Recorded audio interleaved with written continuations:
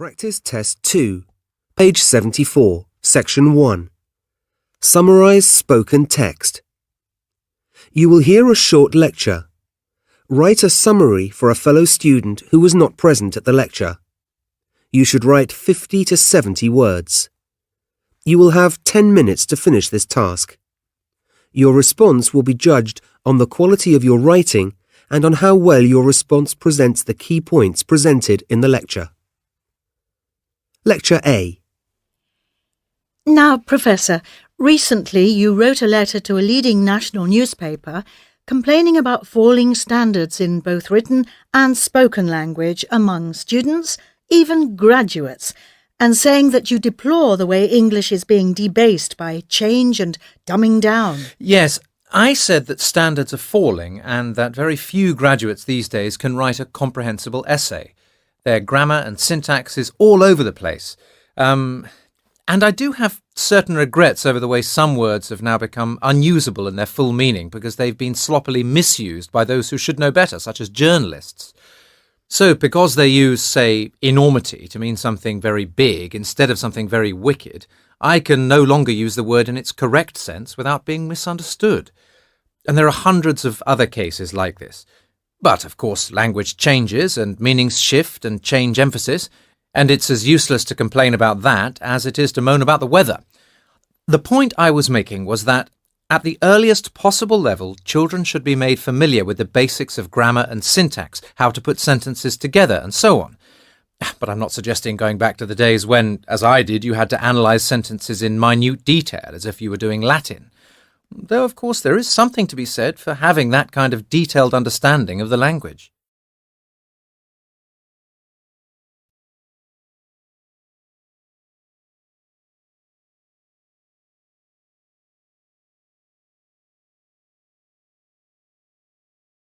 Lecture B. Perhaps the first example of what could be called a newspaper was the Acta Diurna, roughly daily news, that Julius Caesar introduced in 59 BC. This was a handwritten news sheet posted daily in the Forum at Rome and in other common meeting places around the city. Of course, a lot of the news would be out of date in the sense that, for example, it took a long time for reports of a victory in a distant country to get back to Rome. Nonetheless, a lot of the items included are similar to those found in more modern newspapers. News of battles, as already mentioned, as well as political and military appointments, political events, and even a social diary recording marriages, births and deaths. One mustn't forget sport, if that is what you call it. Just like modern fans of football, sports-minded Romans could keep up with the latest results of the gladiator contests. People who lived in the provinces and wanted to be kept up to date would send scribes to Rome to copy the news and have them send it back by letter. Many of these scribes could make extra money by providing the news to more than one client. Quite a few of them were slaves and would go on to use the extra money earned to buy their freedom.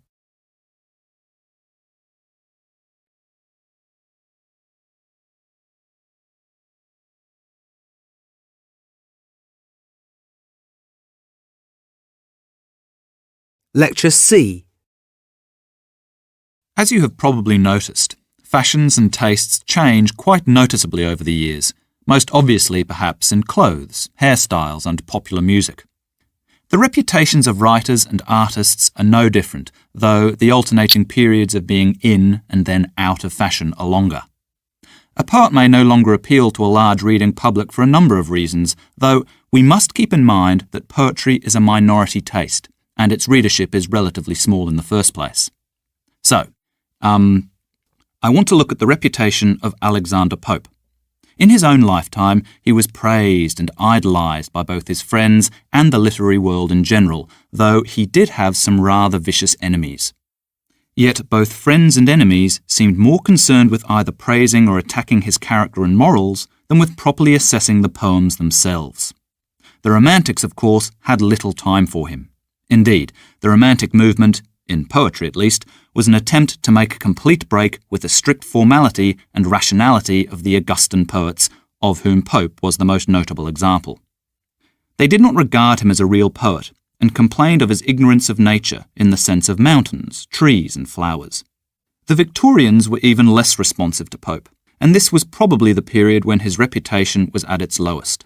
In fact, it wasn't until the 1920s that Pope and the Augustan poets were re-evaluated and given the attention and respect they deserved.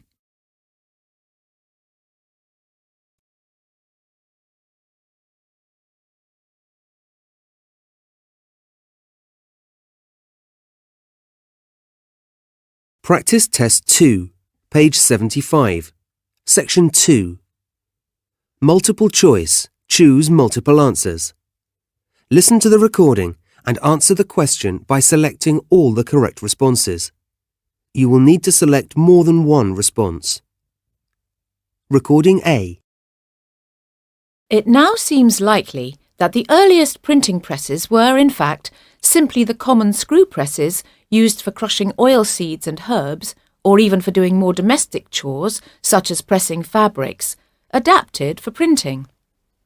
Other large wooden presses, such as those used for crushing the juice from olives and grapes, known as beam presses, had been around for centuries, but proved to be unsuitable for printing due to their size and their necessarily heavy pressure. Most presses of this type work on the simple principle of direct vertical pressure, controlled by a central screw, at the lower end of which was attached a flat board, what later became known as a platen. We know that many of these earliest printing presses were still in regular use in the 17th century, and the basic design remained almost unchanged until the 19th century, when they were replaced with iron presses.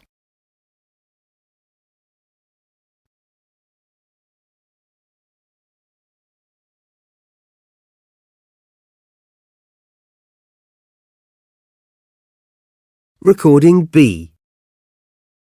Technological change has had a profound effect on the way music is made and how it sounds, as well as on the way we listen to it. New technologies, and I mean this in the broadest sense, not just electronic devices, can alter the sound of music and, in the case of electronic recording systems, affect the economics and distribution of music. For example, the innovation of the valve trumpet in the 19th century changed the sound of the orchestra. Now, everyone has easy access to a wide variety of music, but it is arguable whether this has increased our understanding of it. Before radio and recorded music, those who could afford it would have pianos or pianolas, mechanical pianos that played a role of sheet music, so the basic ability to read notes off a page was more widespread. However, these days, regardless of whether or not we are musical experts, there is no doubt that music enhances life, and with the internet, sites to download music from, file sharing and so on, we have access to more music than ever before, and a lot of it for free.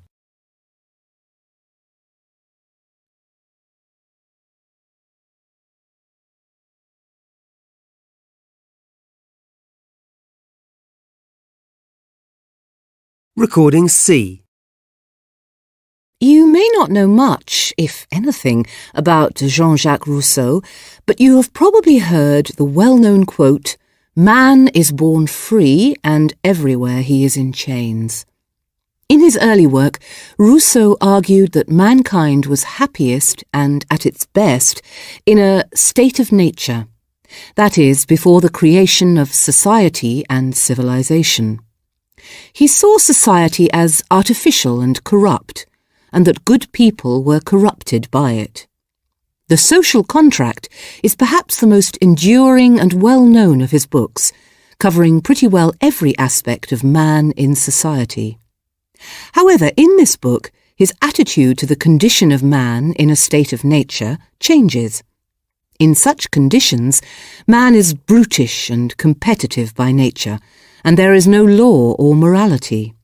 Therefore, because it is easier to survive by joining forces with others, people form societies to better fight anything that might endanger their situation. Rousseau's political philosophy has had a profound influence on later thinkers, even though, or perhaps especially because, it is open to many interpretations. But political philosophy is not everybody's cup of tea.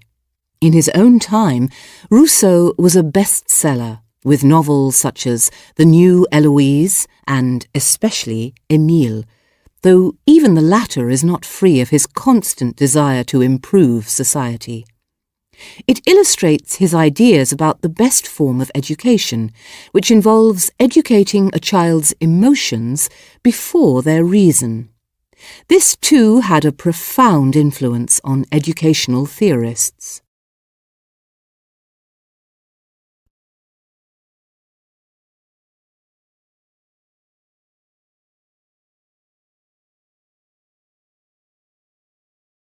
Practice Test 2, page 78, section 2. Fill in the blanks. You will hear a recording. Write the missing words in each blank. Recording A. Paper was first manufactured in Europe by the Spanish in the 12th century, although it had been imported since the 10th century. Around the year 1276, a mill was established at Fabriano in Italy. The town became a major centre for paper making and throughout the 14th century provided most of Europe with fine quality paper, which it has continued to produce ever since. By the 15th century, paper was also being manufactured in Germany and France, and it was not long before both countries became almost completely independent of material bought overseas. With the increasing availability of paper in Europe, the production of identical printed pictures became almost inevitable.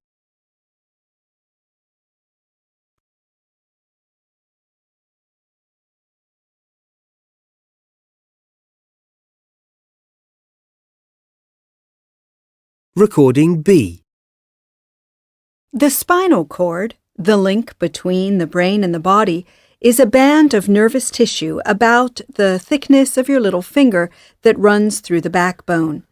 Nerve cells, called motor neurons, convey electric impulses that travel from the brain to the spinal cord, branching off at the appropriate point and passing to the various parts of the body. Similarly, sensory neurons transmit messages from organs and tissues via the spinal cord to the brain. But the spinal cord also functions without the brain having to intervene. It alone controls those actions called spinal reflexes that need to be carried out very fast in response to danger.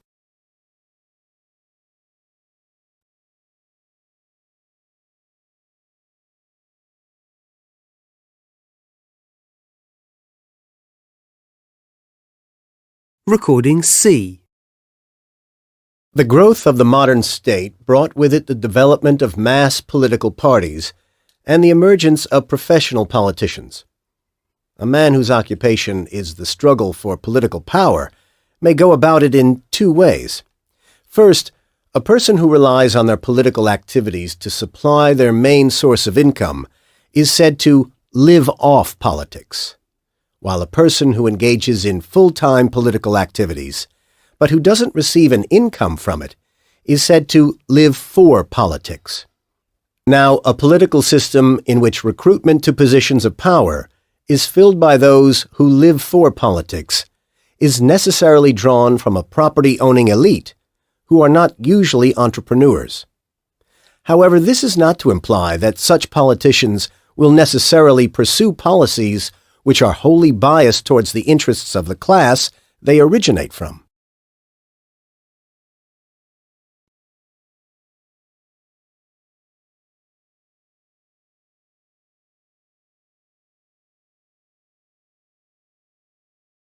Practice Test 2, page 79, section 2. Highlight correct summary. You will hear a recording. Choose the paragraph that best relates to the recording. Recording A.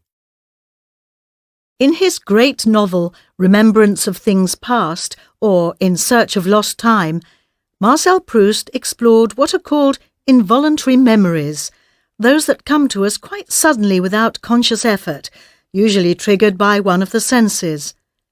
The fact that his book has two titles in English might suggest there is some doubt as to how our minds go about remembering things. In perhaps the most well-known such episode in the novel, the character Marcel is reminded of his childhood by the aroma produced when dunking a cake in a cup of tea. This is not far away from the belief that as we get older, we can remember quite clearly incidents from years ago, but find it hard to remember what we did last week. Proust's insight into memory is certainly true of one way the mind works. But why and how do we remember what we do? Experts believe that we store memories in 3 ways. First, there is the sensory stage, which is to do with perception, and lasts only a fraction of a second, taking in sight, sound, touch, and so on. These first perceptions and sensations are then stored in the short-term memory, which is the second stage.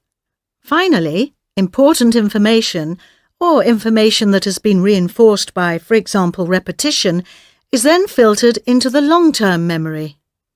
Naturally, we tend to more easily absorb material on things we already know something about, as this has more meaning for us and can create a web of connections with related material that is already stored in the long-term memory.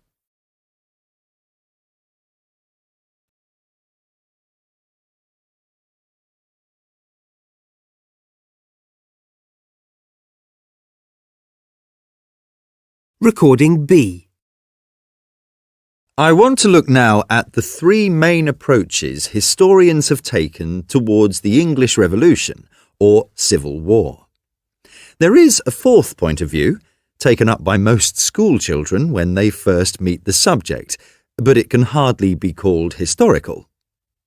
On the one hand, school children tend to have a romantic image of the Cavaliers, who were supporters of the monarchy, as aristocratic, charming, flashily dressed, and up for a bit of fun.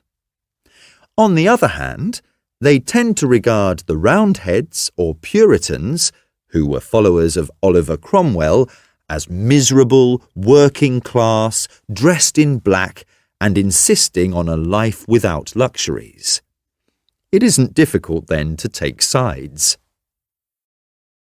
The first approach, which prevailed up until the middle of the 20th century, was that the revolution was part of the age-old battle between Parliament and the monarchy, with Parliament representing the traditional rights of Englishmen against the attempt by the royal family to increase its power and dictate law. In reaction to this, the second approach saw it as a working-class revolution and an important stage in the development of capitalism. In other words, they saw it as a class war and a forerunner of the French Revolution and those that came after. Historians who supported the third approach saw that things weren't as clear-cut as the others thought. Instead of seeing the revolution as the result of long-term trends in the country's history, and therefore almost unavoidable, they focused on the details of the period immediately leading up to its outbreak and allowed for its unpredictability.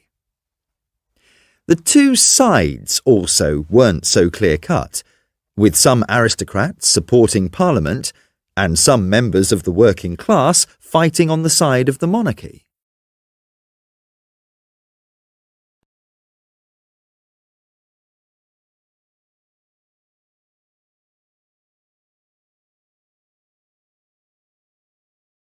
Practice Test 2, page 80, section 2. Multiple choice. Choose single answer. Listen to the recording and answer the multiple choice question by selecting the correct response. Only one response is correct. Recording A. How would you define reasonable as it is used in law? For example, you are allowed to use reasonable force when defending yourself. It seems to depend on how serious the situation was, whether it was possible to resolve it by peaceful means, whether you were ready to try those means, and, finally, the relative strengths of those involved. Now, most men know, and they've probably grasped this from their earliest years in the school playground, that when it comes to blows, fights don't stop until one of you is in no shape to do any damage to the other. The criteria mentioned seem a bit fuzzy to me. How can you convince a jury you were ready to try and talk your way out of it when the other person would have none of it? And besides, he was quick to land the first punch. Also, you can strike the first blow and still plead self-defence. Of course, you again have the problem of convincing people that the threat was so great that you had no alternative apart from getting beaten up yourself. Reacting calmly and rationally to a perceived threat is not easy to do. Recording B. Randall Jarrell, the great American critic and poet, once defined the novel as an extended piece of prose fiction with something wrong with it. Now, nothing is perfect, and you don't have to look very hard to find something wrong, or perhaps just something you don't like, about any work of fiction you care to name. Where, we might ask, does the editor come into this? And is it beneficial to an author to have an editor who is also a novelist? You would think that being a writer themselves, familiar with the process of writing a novel and its demands, they would be able to get inside the head of the author and be sympathetic and understanding of what needs to be done. This is not an unreasonable assumption to make. However, is it not possible that there is an opposite side to this? Editors might, from their experience as writers, possibly unconsciously try to make over the submitted novel as they themselves would have written it. The ideal, one supposes, is for the editor to see the book through the author's eyes, but if they apply their own creative talent to the job, they might end up seeing it too much through their own eyes, and, in this way, take no account of the author's original intentions.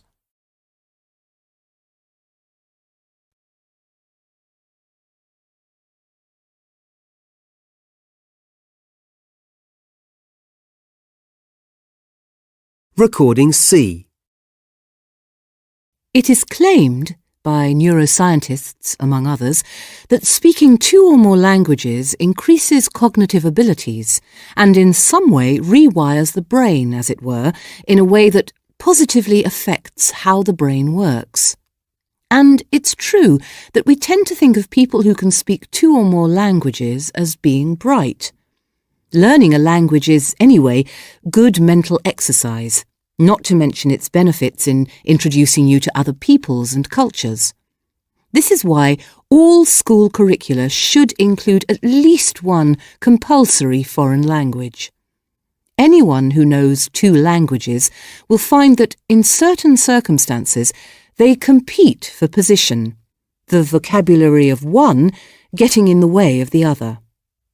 Often, bi- or multilingual people find one language more suitable for expressing certain kinds of thoughts or feelings.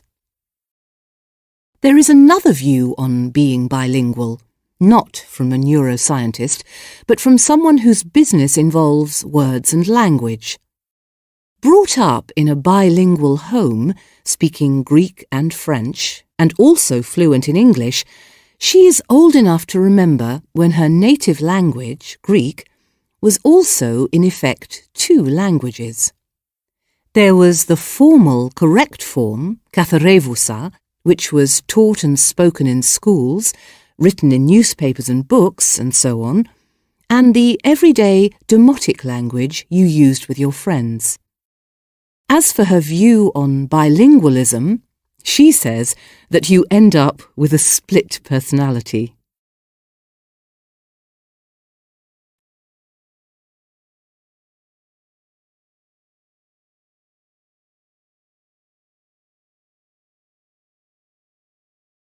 Practice Test 2, page 81. Section 2. Select missing word.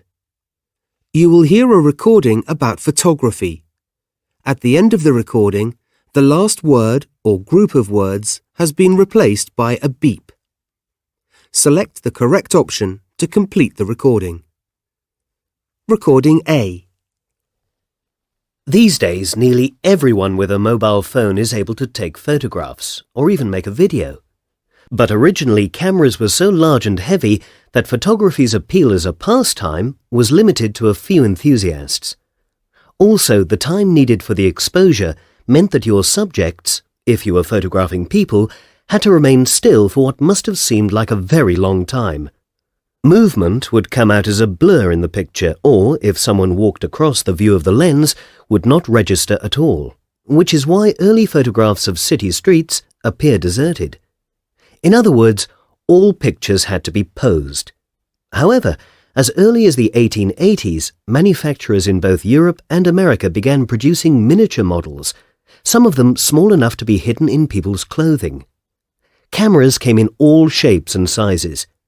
Handbags, walking stick handles, and tie pins were among the oddest, and were collectively known as detective cameras. This was not because they were used in police work, but because the user could move about without attracting attention.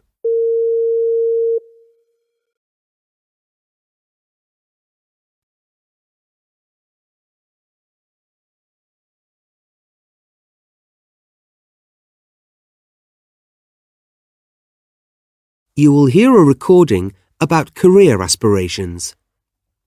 At the end of the recording, the last word or group of words has been replaced by a beep. Select the correct option to complete the recording. Recording B. Most, if not all, young men and women have dreams of the future which include themselves, their families, and possibly their country. At one time or another, they evaluate and criticize their own society and think of the changes they would like to make.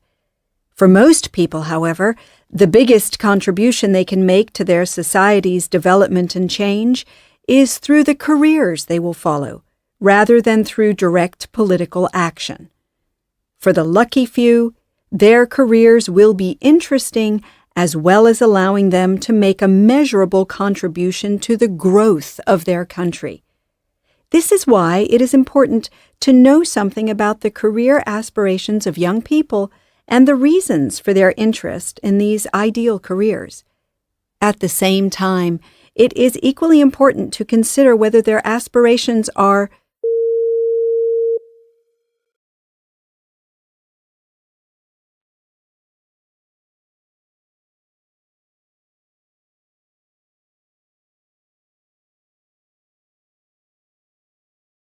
Practice Test 2, page 84, section 2. Highlight incorrect words. You will hear a recording. Below is a transcription of the recording. Some words in the transcription differ from what the speaker said.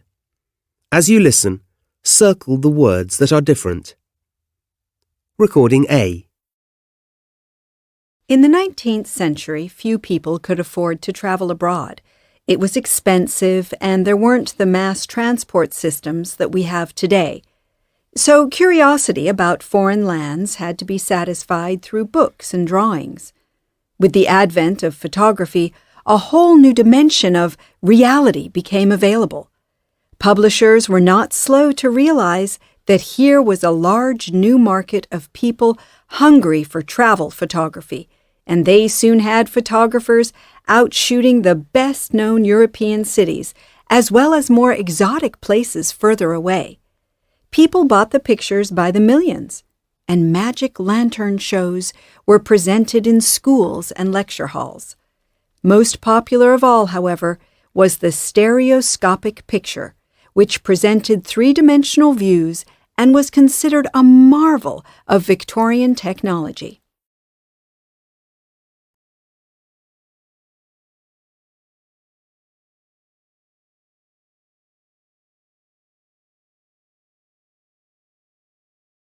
Recording B. Classified advertisements placed by individuals in newspapers and magazines are not covered by the Advertising Standards Authority's Code of Practice. If you happen to buy goods that have been wrongly described in such an advertisement and have lost money as a result, the only thing you can do is bring a case against the person who placed the advertisement for misrepresentation or for breach of contract. In this case, you would use the small claims procedure, which is a relatively cheap way to sue for the recovery of a debt. If you want to pursue a claim, you should take into account whether the person you are suing will be able to pay damages, should any be awarded. Dishonest traders are aware of this and often pose as private sellers to exploit the legal loopholes that exist. That is, they may claim they are not in a position to pay damages.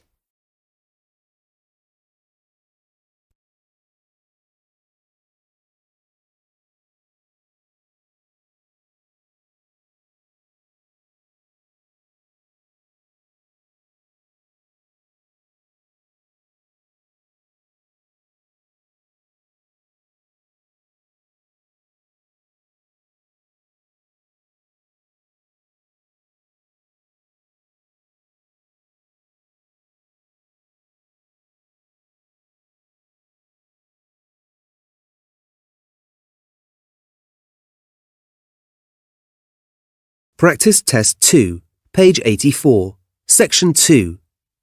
Write from dictation. You will hear some sentences. Write each sentence exactly as you hear it. Write as much of each sentence as you can. You will hear each sentence only once. Like humans, owls can see in 3 dimensions. Modern art now does better than stocks as an investment. Commercial necessity was the reason given for the decision. Grants are available to those in financial difficulty.